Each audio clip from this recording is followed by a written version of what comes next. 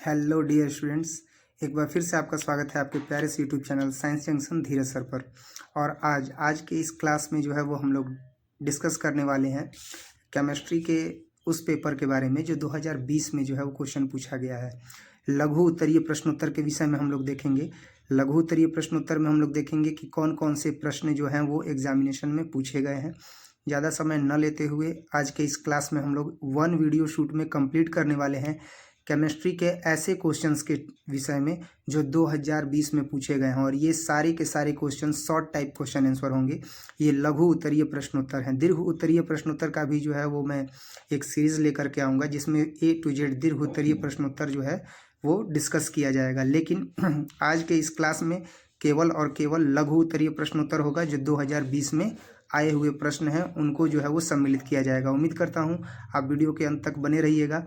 और इसी तरीके से जो है वो क्लास विगत कुछ दिनों तक लगभग 4 तारीख तक, 5 तारीख से जो है वो ऑफलाइन क्लास चलेगा आप लोगों का।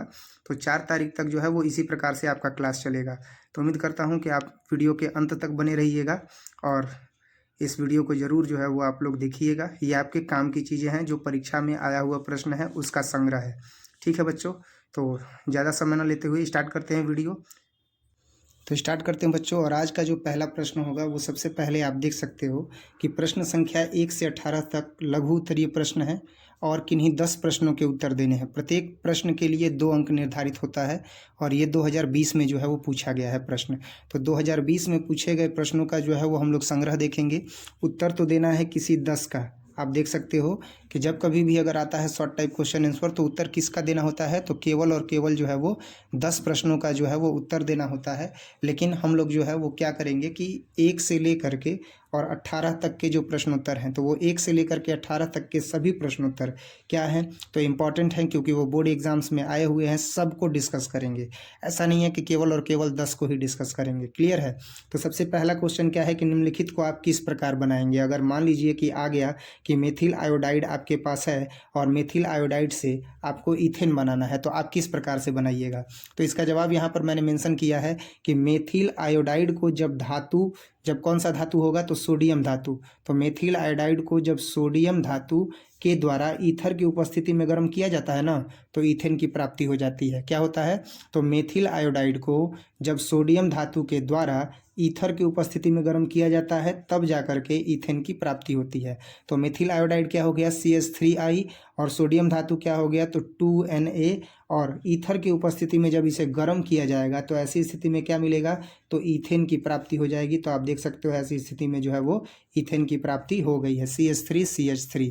दूसरा प्रश्न है कि एसिटिलीन से आयोडोफॉर्म, यानी एसिटिलीन आपको दिया जाएगा तो एसिटिलीन से आप आयोडोफॉर्म किस प्रकार बनाइएगा। इसका भी जवाब मैंने यहाँ मेंशन किया है कि सर्वप्रथम एसिटिलीन से इथाइल एल्कोहल या एसिटल डिहाइड्राइड जो है वो प्राप्त किया जाएगा। क्या किया जाएगा, तो सर्वप्रथम एसिटिलीन से इथाइल एल्कोहल या एसिटल डिहाइड प्राप्त किया जाएगा।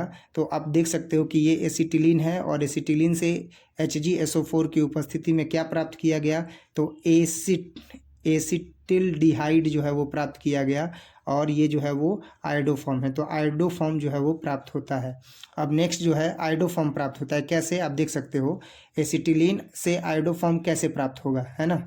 एसिटिलीन से आयोडोफॉर्म प्राप्त करने के लिए एसिटिलीन लेंगे और उसको 20% H2SO4 और 1% HgSO4 की उपस्थिति में क्या करेंगे तो की उपस्थिति में जो है इसे जब हम विघटित करेंगे तो ऐसी स्थिति में एसिटल्डिहाइड जो है वो प्राप्त होगा और आयोडोफॉर्म प्राप्त होगा।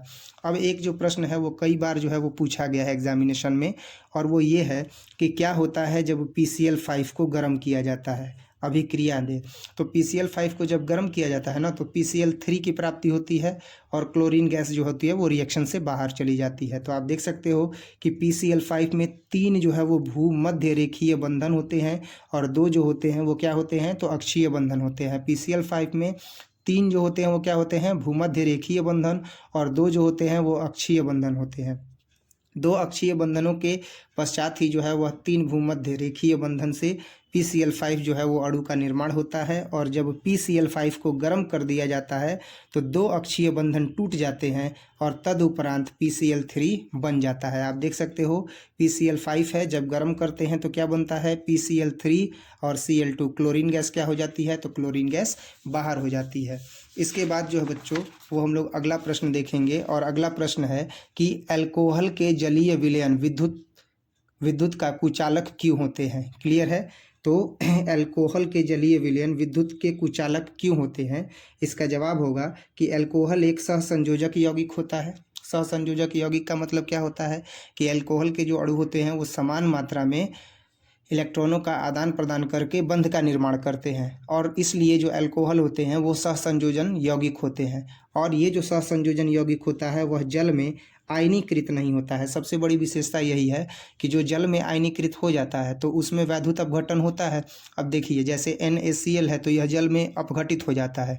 किस में अपघटित हो जाता है तो Na+ और Cl- में हो जाता है, K+ और Cl- में हो जाता है, Mg+ अगर Cl- में हो जाएगा। ये सबका बता रहे हैं कि अगर KCl है तो वो हो जाएगा K+ Cl- में विघटित, MgCl है तो हो जाएगा Mg+ और Cl- में भी घटित। तो इन चीज़ों को जो आप देख रहे हो तो ये क्या हो रहा है, ये आयनीकृत हो रहा है जल में। तो जल में जब आयनीकृत होता है तो इसमें क्या होता है तो इसमें विद्युत का चालन होता है। अगर HCl है तो H+ Cl-, तो ये क्या हो गया, ये हो गया अपघटित जल में आयनीकृत हो गया। तो ऐसी स्थिति में इसमें विद्युत का चालन होता है। लेकिन क्या आप देखें यहाँ पर एक चीज़ कि अल्कोहल में क्या होता है तो सहसंयोजन यौगिक होता है और सहसंयोजन यौगिक होता है तो यह जल में आयनीकृत होता ही नहीं है। तो अब आप खुद बताइए कि जब जल में आयनीकृत नहीं होता है तो क्या इसमें विद्युत का चालन होगा, नहीं होगा, ये विद्युत का कुचालक हो जाएगा। तो यही यहाँ पर मेंशन किया गया है कि अल्कोहल एक सहसंयोजन यौगिक होता है जो जल में आयनीकृत नहीं होता है। इसके बंध बहुत शक्तिशाली होते हैं जो जल के ध्रुवीय प्रभाव से प्रभावित नहीं होते और इसी कारणवश ये आयनीकृत नहीं हो पाता है। यानी अल्कोहल के जो अणु आपस में बंधे होते हैं वो बहुत ही मजबूती से बंधे होते हैं, बहुत ही शक्तिशाली बंध होता है जो जल के ध्रुवीय प्रभाव से प्रभावित नहीं हो पाते हैं, अपघटित ही नहीं हो पाते हैं। इसी कारण ये आयनीकृत नहीं होते, जिसके फलस्वरूप इसका जलीय विलयन विद्युत का कुचालक होता है। और इस प्रकार से हमने इसका जवाब दे दिया। तो अगर आप इस प्रकार से जवाब दीजिएगा तो आपको फुल मार्क्स मिलेगा, 2 नंबर मिल जाएगा, है ना। नेक्स्ट जो प्रश्न है जो पूछा गया है वो है कि अल्कोहल और फिनॉल में अंतर स्पष्ट करें। अब जब कई बार ऐसा प्रश्न अगर पूछ दिया जाता है अंतर स्पष्ट करने के लिए तो विद्यार्थी एक तरफ जो है वो अल्कोहल लिखता है, अल्कोहल का विशिष्ट गुण, और उसके नीचे लिखता है क्या तो फिनॉल है तो फिनॉल लिखता है। उससे अच्छा है कि आप एक तरफ अल्कोहल लिखिए और दूसरी तरफ फिनॉल, ये लिखने का तरीका है। तो आप अल्कोहल के गुणों को अल्कोहल की तरफ लिखिएगा, फिनॉल के गुणों को फिनॉल की तरफ लिखिएगा, तब आपको फुल मार्क्स मिलेगा। जैसे अल्कोहल और फिनॉल में निम्नलिखित अंतर है। सबसे पहला है अल्कोहल के विषय में कि लिटमस घोल पर अल्कोहल का कोई प्रभाव नहीं पड़ता है, लेकिन अगर फिनॉल होता है तो फिनॉल नीले लिटमस घोल को लाल रंग में क्या कर देता है, बदल देता है। इसके बाद है कि FeCl3 के घोल के साथ अल्कोहल कोई विशेष रंग नहीं देता है, लेकिन फिनॉल FeCl3 के घोल फिनॉल के साथ कुछ विशिष्ट रंग देते हैं, जैसे कि भूरा रंग दे देगा, लाल रंग दे देगा इत्यादि। अल्कोहल और एक विशिष्ट चीज़ करता है क्या कि अल्कोहल जो है वो NaOH के जलीय घोल के साथ अभिक्रिया नहीं करता है, लेकिन फिनॉल क्या करता है तो फिनॉल NaOH के जलीय घोल के साथ अभिक्रिया करके सोडियम लवण का निर्माण करता है। किसका निर्माण करता है, सोडियम लवण का। क्वेश्चन ऐसे भी पूछता है कि फिनॉल NaOH के साथ अभिक्रिया करके जलीय घोल से क्या प्रदान करता है, तो प्रदान करता है तो उसका नाम है सोडियम लवण। अब जो है वो अगला प्रश्न हम लोग देखेंगे बच्चों। इसी प्रकार से जो है वो इसका जवाब दिया जाएगा। अल्कोहल और फिनॉल है तो अल्कोहल में जो है वो हमने देखा कि लिटमस घोल पर अल्कोहल का कोई प्रभाव नहीं पड़ता, जबकि फिनॉल नीले लिटमस घोल को क्या कर देता है, लाल रंग में बदल देता है। FeCl3 के घोल के साथ अल्कोहल कोई विशेष रंग नहीं देता, जबकि फिनॉल क्या करता है तो उसे भूरे, लाल रंग इत्यादि में बदल देता है। अल्कोहल NaOH से अभिक्रिया करता है तो जलीय घोल के साथ यह अभिक्रिया नहीं करता, जबकि फिनॉल क्या करता है तो NaOH के जलीय घोल में अभिक्रिया करके सोडियम लवण का निर्माण करता है। अगला प्रश्न है कि क्या होता है जब N-ब्यूटिल क्लोराइड को अल्कोहलिक KOH के साथ अभिक्रिया कराया जाता है।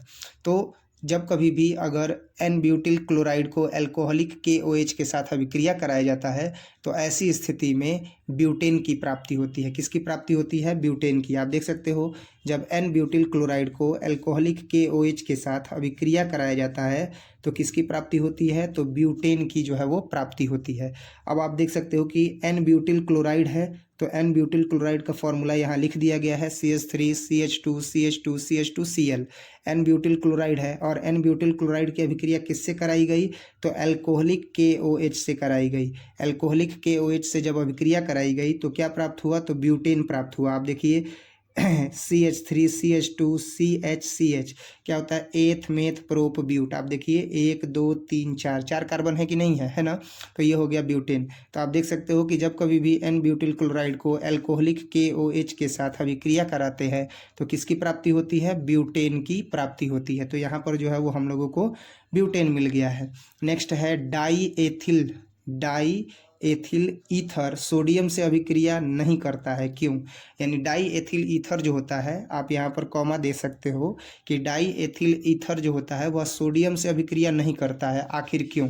तो अब इसको जो है वो हम लोग डिफाइन करेंगे कि डाई एथिल में न तो कोई आयनिक क्रियाशील मूलक होता है और न ही अम्लीय प्रोटॉन होता है। सीधी सी बात है भाई कि डाई एथिल ईथर सोडियम से अभिक्रिया क्यों नहीं करता है? तो इसका जवाब होगा कि डाई एथिल ईथर में कोई भी जो है वह आयनिक क्रियाशील मूलक नहीं होता है। आयनिक क्रियाशील मूलक का मतलब जैसा कि मैंने बताया कि H+ होता है, Cl- होता है, इन सारी चीज़ों के विषय में बताया जा रहा है। तो जो आयनिक फॉर्म में होते हैं जैसे COOH होता है तो COO-H+ होता है, तो ये आयनिक मूलक हो गया। समझ में आ रहा है ना? इसी प्रकार से डाई एथिल ईथर में कोई भी जो है वह आयनिक क्रियाशील मूलक नहीं होता है और न ही अम्लीय प्रोटॉन होता है।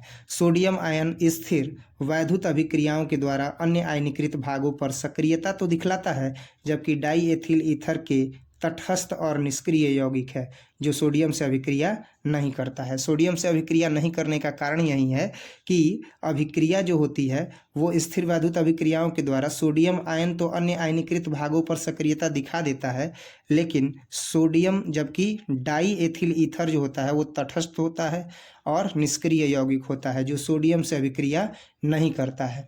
और इसी वजह से जो है वह सोडियम से डाई एथिल ईथर सोडियम से अभिक्रिया नहीं करता है, क्योंकि ये तटस्थ होता है और निष्क्रिय होता है। जितने भी स्टूडेंट अभी ये वीडियो देख रहे हैं, अगर उन लोगों को ये नोट्स चाहिए तो वो लोग टेलीग्राम ग्रुप जो है वो ज्वाइन कर सकते हैं, क्योंकि टेलीग्राम ग्रुप में सारा जो डिस्कशन है वो सारे डिस्कशन का PDF जो है आपको वहाँ पर मिल जाएगा। अन्य पहले भी जो वीडियो शूट हुए हैं उसका भी जो है वो आप लोगों को सारा सॉल्यूशन वहाँ पर मिल जाएगा, सारे PDF जो है वहाँ पर मिल जाएंगे।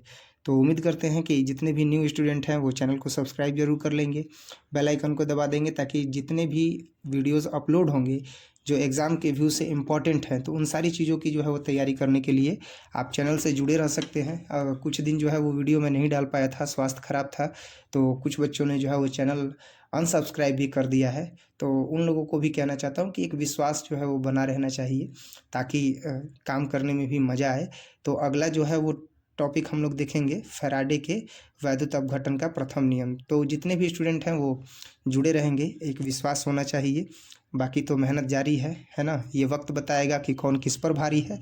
बाकी देखते हैं। अगला क्वेश्चन है कि फैराडे के वैद्युत अपघटन का प्रथम नियम लिखिए। अब कई बार क्या होता है कि विद्यार्थियों को जो है वो दोनों जो है वो वैद्युत अपघटन का नियम याद होता है फैराडे का, तो वो क्या करते हैं कि दोनों नियम लिख देते हैं। भाई दोनों लिखोगे तो भी आपको उतना ही नंबर मिलेगा जितने नंबर का क्वेश्चन है। आपसे जितना पूछा जाए आप केवल उतने का ही जवाब दीजिए। जैसे है फैराडे के वैद्युत अपघटन का प्रथम नियम, तो फैराडे के वैद्युत अपघटन का जो है वो प्रथम नियम हम देखेंगे। तो फैराडे के वैद्युत अपघटन का प्रथम नियम क्या था कि विद्युत द्वारा वैद्युत अपघटन में रासायनिक विघटन की मात्रा जो होती है वो वैद्युत अपघट्य में प्रवाहित विद्युत धारा के मात्रा के समानुपाती होती है।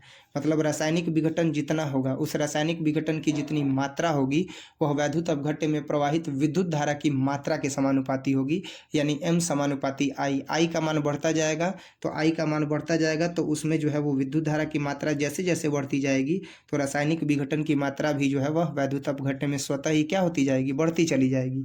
तो वही है कि फैराडे के वैद्युत अपघटन का जो नियम है वो यही है कि विद्युत द्वारा वैद्युत अपघटन में रासायनिक विघटन की मात्रा वैद्युत अपघट्य में प्रवाहित विद्युत धारा की मात्रा की क्या होती है, समानुपाती होती है।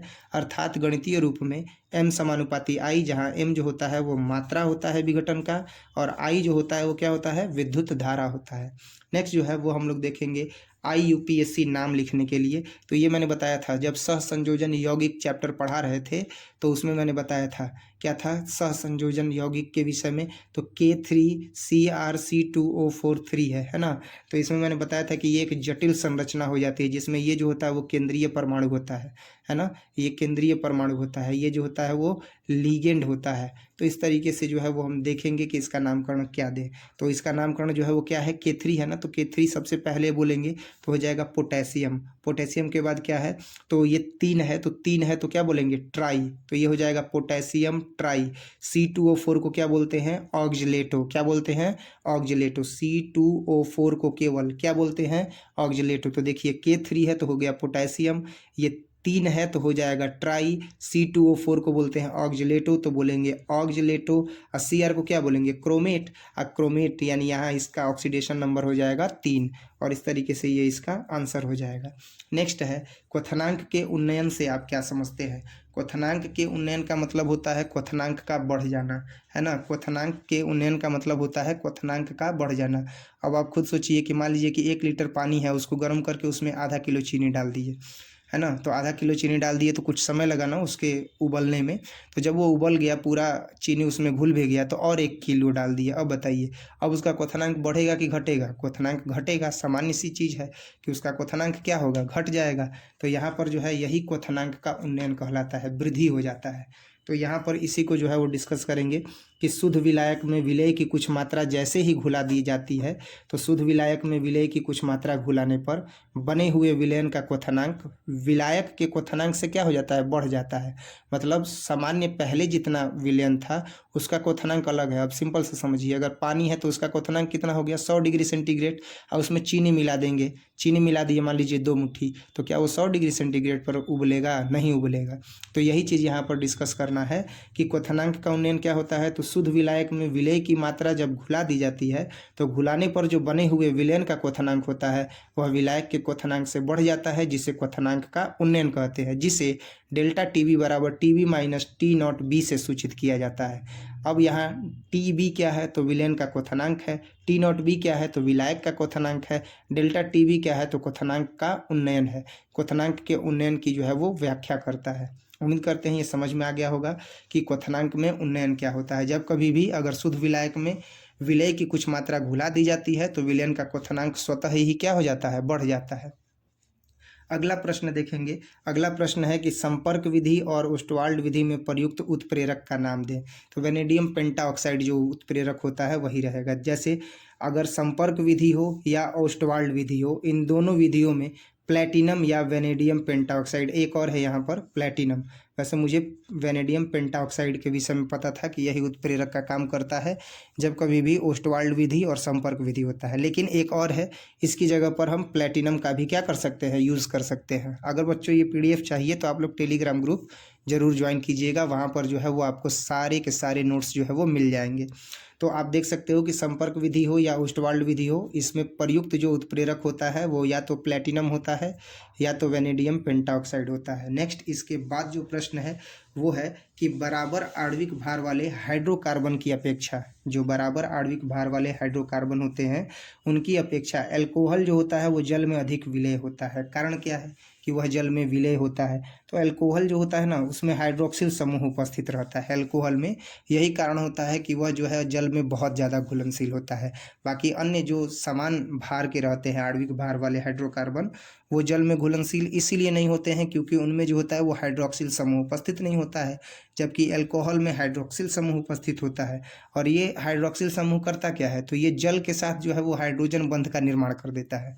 तो जब यह हाइड्रोजन बंध का निर्माण करता है तो ऐसी स्थिति में जो है अल्कोहल जो होता है वो जल में बहुत ज़्यादा घुलनशील हो जाता है। बाकी अन्य जो हाइड्रोकार्बन होते हैं वो ज़्यादा घुलनशील इसलिए नहीं होते हैं, समान जो है वो बराबर जो है वो अणुभार होता है, लेकिन इसलिए नहीं घुलते हैं क्योंकि उनमें जो है वो हाइड्रोक्सिल बॉन्ड जो होता है वो नहीं होता है। तो यही इसका जवाब है कि अल्कोहल जल में इसलिए घुलनशील होता है क्योंकि अल्कोहल में हाइड्रोक्सिल समूह उपस्थित रहता है और वह जल के साथ हाइड्रोजन बंध का निर्माण करता है। जैसे जैसे अल्कोहल में हाइड्रोकार्बन चेन की संख्या बढ़ती है वह वैसे वैसे घुलनशील होना उसमें क्या हो जाता है, घटने लगता है। वैसे वैसे उसका जो घुलनशीलता है वह घटती है। अब नेक्स्ट जो है वो बच्चों ये है कि tetra amino aqua chlorido cobalt chloride का सूत्र लिखें। अब टेट्रा एमिनो की बात की जा रही है, tetra amino aqua chlorido cobalt 3 का कोबाल्ट 3 क्लोराइड का जो है वह सूत्र लिखना है। तो ये भी याद कीजिए, यह उप सहसंयोजन यौगिक के विषय में ही जो है वो यहाँ पर पूछा जा रहा है। तो अब यहाँ पर क्या है, टेट्रा एमिनो, नाम से स्पष्ट हो जाएगा। देखिएगा यहाँ पर क्या है, टेट्रा एमिनो। टेट्रा किसको बोलते हैं, जब 4 परमाणु रहेगा तब। एमिनो की बात की जा रही है तो NH3 हो गया और ये हो गया 4, तो ये हो गया टेट्रा एमिनो। इसके बाद क्या है, एक्वा। एक्वा किसको बोला जाता है, तो H2O को बोला जाता है, ये याद है ना। एक्वा किसको बोला जाता है, H2O को बोला जाता है। इसके बाद क्या है, तो इसके बाद क्या है, तो इसके बाद है कोबाल्ट। टेट्रा एमिनो एक्वा और कोबाल्ट 3 है, कोबाल्ट 3। तो अब यहाँ पर जो है वो कोबाल्ट हम लिखेंगे CO कोबाल्ट। तो क्या हो गया, tetra amino aqua cobalt chloride का सूत्र लिखें। तो क्लोराइड के लिए हो गया Cl और ये हो गया Cl2। इस तरीके से जो है वो हमने देखा। तो ये हो गया कि tetra amino aqua chlorido cobalt, chlorido cobalt. तो ये देखिए ये हो गया tetra amino aqua chlorido cobalt chloride Cl2 हो गया, है ना। Cl2 यहाँ पर लिखा हुआ है, तो ये हो गया Cl2, ये इसका सूत्र हो गया। तो अब इस तरीके से आप देख सकते हो कि उप सहसंयोजन यौगिक अध्याय जो है वह कितना इंपॉर्टेंट है, क्योंकि इससे भी जो है वो क्वेश्चन पूछा जा रहा है। आप एक तरफ देख सकते हो कि एक तरफ जो है वो दे दिया गया है उप सहसंयोजन यौगिक का संकुल और उसका IUPAC नाम पूछा जा रहा है, और दूसरी तरफ IUPAC नाम दे दिया गया और उसका क्या पूछा जा रहा है, तो उसका जो है वह सूत्र पूछा जा रहा है। क्या है सूत्र, तो सूत्र है कि tetra amino aqua chlorido cobalt chloride, है ना। ध्यान से देखिएगा, 4 हो गया तो क्या हो गया, टेट्रा। टेट्रा एमिनो H2O है तो aqua, tetra amino aqua chlorido cobalt और क्या हो गया, क्लोराइड। और इस तरीके से जो है वो हमने इसे कंप्लीट किया। अब अगला जो प्रश्न है वो है 13 नंबर। 13 नंबर है कि O3 एक प्रबल ऑक्सीकारक की तरह क्यों क्रिया करती है, बताइए। O3 को क्या बोला जाता है, O3 को ओजोन बोला जाता है बच्चों। O3 क्या होता है, ओजोन होता है। तो आखिर यह क्यों जो है एक प्रबल ऑक्सीकारक की तरह क्रिया करती है, इसका कारण क्या है। तो जो O3 होती है ना, जो O3 मतलब जो ओजोन लेयर जो होती है, ओजोन गैस की बात करेंगे। ओजोन लेयर का मतलब तो ढेर सारे गैसेस का संग्रह हो जाएगा। तो जो O3 गैस होती है, जो ओजोन होती है, वो आसानी से नवजात ऑक्सीजन उत्पन्न करती है। मुक्त ऑक्सीजन जो होता है वो जल्द ही ऑक्सीकरण अभिक्रियाओं में भाग लेती है। अतः O3 एक प्रबल ऑक्सीजन की तरह क्या करती है, क्रिया करती है। क्लियर है ना। आप देखिए इसमें मैंने क्या बताया, इसमें यही चीज़ बताया कि जो O3 होती है, उस O3 यानी कि ओजोन गैस को जब हम गर्म करते हैं तो गर्म करने पर आसानी से नवजात ऑक्सीजन यह उत्पन्न करती है। नवजात ऑक्सीजन का मतलब केवल और केवल O, अगर O2 करेगी तो वो नवजात नहीं रहेगा, लेकिन O3 को जब हम गर्म करते हैं तो वो नवजात ऑक्सीजन को उत्पन्न करती है और मुक्त ऑक्सीजन जल्द ही ऑक्सीकरण अभिक्रियाओं में भाग ले लेता है। ये जो नवजात ऑक्सीजन होता है वह बहुत जल्द ही जो है वो क्या करता है, तो वह बहुत जल्द ही ऑक्सीकरण अभिक्रियाओं में भाग ले लेता है। अतः O3 एक प्रबल ऑक्सीजन की तरह क्रिया करती है। O3 किसकी तरह क्रिया करती है, तो O3 एक प्रबल ऑक्सीजन की तरह जो है वह ऑक्सीकारक की तरह जी, एक O3 जो होती है वह एक प्रबल ऑक्सीकारक की तरह क्रिया करती है, कारक की तरह जो है वह क्रिया करती है। अब इस तरह से जो है वो हम लोगों ने 13 नंबर क्वेश्चन तक जो है वो कंप्लीट कर लिया बच्चों, कि 13 नंबर क्वेश्चन तक का जो है वो टोटल का टोटल आंसर हो गया। अब जो है वो हम लोग आगे देखेंगे प्रश्न, और इसी के साथ जो है ये वीडियो कंप्लीट हो जाएगा। इसका जो है वो आप देख सकते हो रिएक्शन भी दिखाया गया है कि O3 है, जब गर्म करेंगे तो O2 बनेगा और ये बनेगा नवजात ऑक्सीजन, है ना, जो ये ब्रैकेट में है इस तरीके से, तो ये है नवजात ऑक्सीजन। अब जो है वो अगला प्रश्न हम देखेंगे बच्चों। अगला प्रश्न क्या है, तो जो अगला प्रश्न है वो है कि अमोनिया एक अच्छा लिगेंड है, क्यों, इसका जवाब देना है। अमोनिया क्या है, तो एक अच्छा लिगेंड है, और अच्छा लिगेंड है तो क्यों है, इसका जवाब देखते हैं। अमोनिया में एक या अधिक इलेक्ट्रॉनों का निर्जन युग्म रहता है। क्लियर है, अमोनिया में क्या होता है, तो अमोनिया में एक या अधिक इलेक्ट्रॉनों का निर्जन युग्म रहता है और इसमें कोई रिक्त ऑर्बिटल नहीं रहता है, जिसके कारण यह धातु को प्रदत्त इलेक्ट्रॉनों यह धातु के द्वारा प्रदत्त इलेक्ट्रॉनों को पुनः प्राप्त कर लेती है। अतः यही कारण है कि अमोनिया एक अच्छा लिगेंड है। अमोनिया के अच्छा लिगेंड बने रहने का कारण है कि इसमें एक या अधिक इलेक्ट्रॉनों का निर्जन युग्म रहता है। निर्जन युग्म का मतलब समझते हो आप? निर्जन युग्म का मतलब होता है कि वो पेयर फॉर्म में नहीं रहता है। अगर पेयर फॉर्म में है तो वो पेयर युग्म होगा। समझ में आ रहा है ना? पेयर युग्म का मतलब होगा कि उसमें पेयर है, मतलब एक क्लॉकवाइज है तो दूसरा एंटी क्लॉकवाइज है।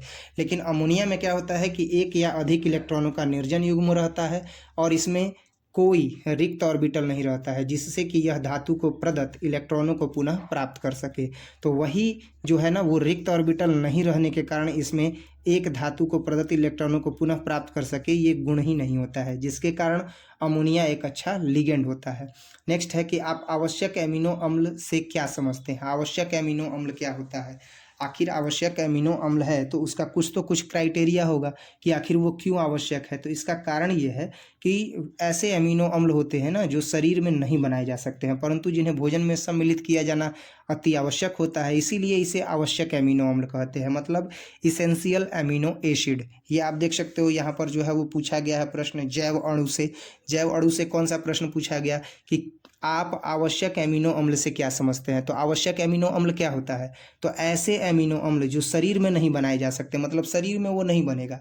ऐसा एमिनो अम्ल है जो शरीर में स्वतः क्रियाओं से नहीं बनेगा, परंतु जिन्हें भोजन में सम्मिलित किया जाना अति आवश्यक होता है और वे आवश्यक एमिनो अम्ल कहलाते हैं। इसका उदाहरण क्या है? तो इसका उदाहरण आप देख सकते हो कि डिस्टाइडिन है, ल्यूसीन है, ये सब आवश्यक एमिनो अम्ल के उदाहरण हैं। कौन कौन है? डिस्टाइडिन, ल्यूसीन, ये सब जो है वो आवश्यक एमिनो अम्ल के उदाहरण हैं। इसके बाद क्या है? तो अभिक्रिया के वेग पर ताप का क्या प्रभाव पड़ता है? तो जब कभी भी अगर अभिक्रिया संपन्न हो रही है बच्चों और ताप बढ़ा देंगे तो अभिक्रिया का दर बढ़ जाएगा।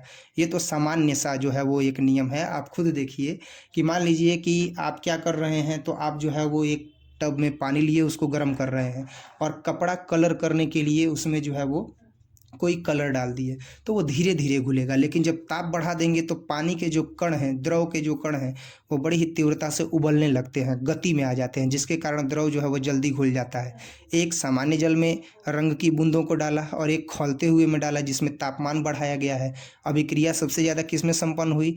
तो जिसका तापमान ज़्यादा था। तो जब कभी भी अगर तापमान बढ़ जाता है तो ऐसी स्थिति में अभिक्रिया जो होती है ना वो बड़ी ही तीव्रता से संपन्न होती है। यही चीज़ यहाँ पर भी जो है वो सम्मिलित किया गया है आंसर में कि अभिक्रिया के वेग पर ताप का क्या प्रभाव पड़ता है। तो जवाब है कि ताप बढ़ाने पर कण की ऊर्जा क्या हो जाती है? बढ़ जाती है, और जो सक्रिय ऊर्जा के बराबर हो जाती है। यानी ताप बढ़ाने पर कण की ऊर्जा एकदम बढ़ जाती है और यह सक्रिय ऊर्जा के बराबर हो जाती है, जिससे अभिक्रिया के वेग में वृद्धि होती है। क्लियर है? अभिक्रिया के वेग में वृद्धि होने का कारण यही है कि ताप बढ़ाने पर कण में जो ऊर्जा होती है वो क्या हो जाती है? बढ़ जाती है, और यही ऊर्जा जो बढ़ती है वह सक्रिय ऊर्जा के बराबर हो जाती है। क्लियर है?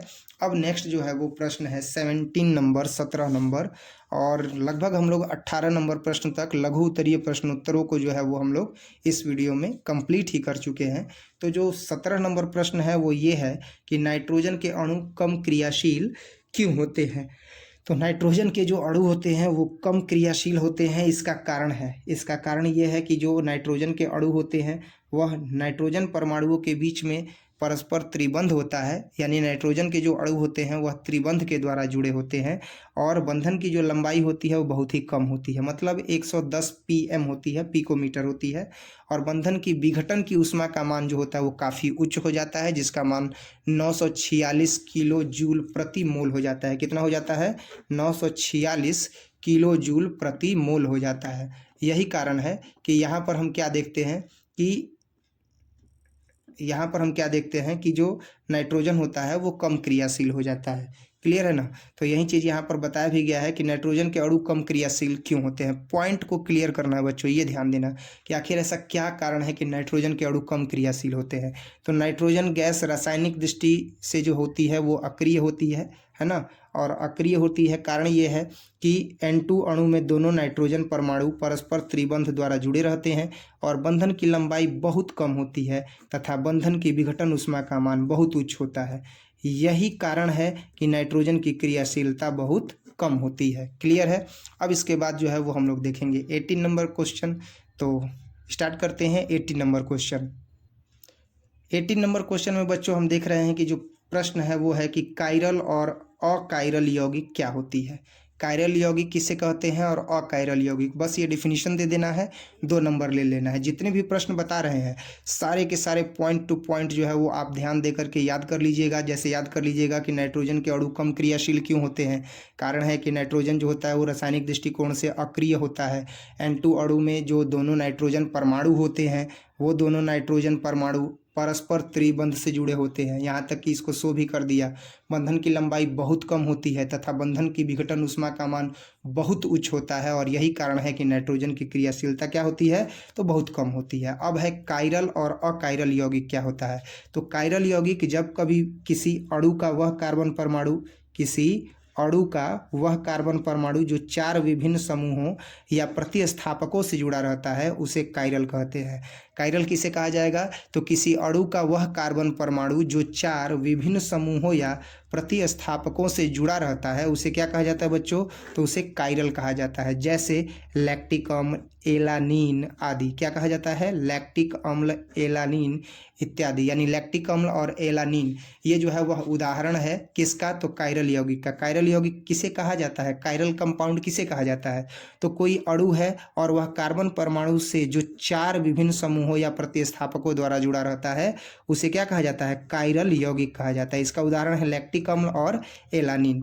नेक्स्ट है अकायरल यौगिक। तो अकायरल यौगिक के विषय में अगर हम देखें तो क्या है कि कोई एक अणु है और वह अणु कार्बन परमाणु जो 2 या 2 से अधिक समान समूह से जुड़ा रहता है उसे अकायरल कहते हैं। मतलब कायरल वो होगा जो कार्बन परमाणु के 4 विभिन्न समूहों या प्रतिस्थापकों से जुड़ा होगा और अकायरल वह होगा जो कार्बन परमाणु के 2 या 2 से अधिक समान समूहों से जुड़ा रहेगा। क्लियर हो गया ना। कायरल क्या होता है और अकायरल क्या होता है, कोई भी अणु है और वह कार्बन परमाणु के 4 विभिन्न समूह या प्रतिस्थापकों से जुड़ा रहेगा तो उसे कायरल यौगिक कहेंगे। जैसे कि लैक्टिक अम्ल हो गया, एलानीन हो गया इत्यादि।